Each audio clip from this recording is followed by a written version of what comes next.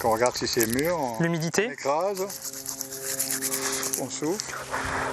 Et le grain ne doit pas casser sous la dent. Premier jour de moisson dans cette parcelle d'orge. Et premières inquiétudes aussi pour cet agriculteur. Il avait bon espoir que sa récolte soit abondante et de qualité supérieure. Mais à présent, il semble douter. Je trouve qu'il y a des beaux épis, mais ils ne pèsent pas. Il a planté 11 hectares d'orge et 35 de blé. Malgré les pluies continues et les orages qui ont sporadiquement frappé, ces cultures ont plutôt manqué d'eau. Nous, on n'a pas eu trop d'orage. Et donc, du coup, on a manqué un tout petit peu d'eau pour le gonflement du grain. Et donc, j'ai peur que ça ne soit pas une super année cette année. Mais après, c'est trop tôt pour le dire.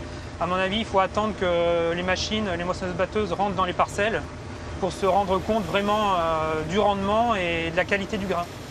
Dans le département, quelques parcelles ont tout de même été trop arrosées.